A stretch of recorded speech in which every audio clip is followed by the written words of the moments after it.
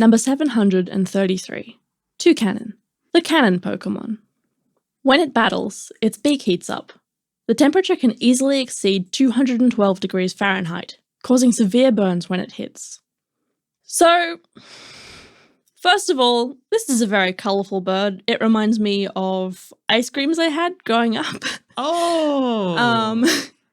But also, it seems like a very dangerous bird to have around, given how extremely hot its beak can get.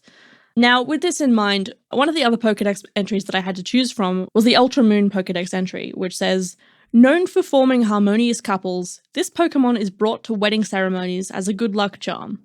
Now, personally, if I brought a bird that communicated by smacking things with its beak and regularly heated its beak to a temperature which could easily burn human skin and possibly fabric, I wouldn't bring it to a wedding for good luck. And can I just say, I feel like bringing a happily married toucan couple to someone's wedding is a little bit like proposing at someone's wedding. It's just like, oh yeah, your love's okay, but these two birds here, like they're really in it for the long haul. You got nothing on them.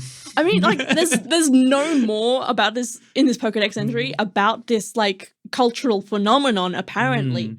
Does the best man bring a toucannon and no one else is allowed to bring a toucannon?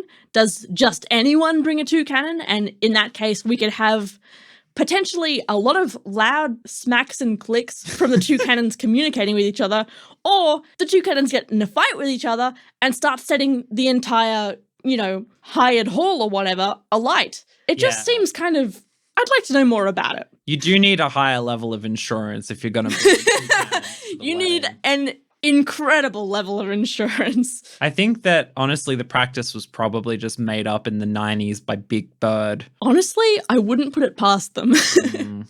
Now, are we talking Sesame Street Big Bird? No, like Big Pharma. Yeah. Big Bird is not a Pokemon unless you pay us to make it one. Yeah. What do you think of this Pokemon, Sammy? I think my word for this Pokemon is snubbed. Snubbed. It was snubbed. This Pokemon is closely associated with heat. It is associated with fire. It can set its beak on fire. It can use fire moves with its beak. And it's a normal flying type, like we didn't have enough of them. Why did it get normal type? There's nothing normal about this toucan. It's a fire toucan. Yeah, it should be fire flying type for sure. Absolutely. I think it's such a shame because this already doesn't have that much going for it. And it just takes away a little bit more for me. I don't know. It doesn't give me much to connect with. I also just kind of dislike the shape. I can't really expand on that. It just feels bad to look at. It is visibly angry at being a normal flying type.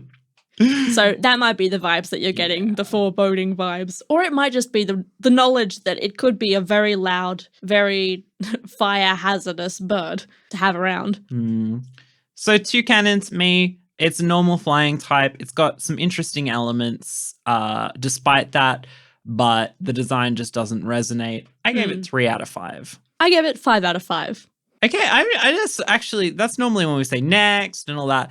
I want to dig a little deeper. I want to see toucannon your way. So really sell me here. I've got to be honest with you, Sammy. I would also love to know what was going through my head when I wrote that score.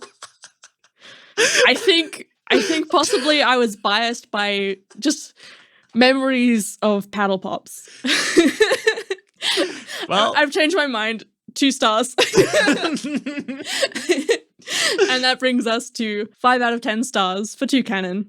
Next!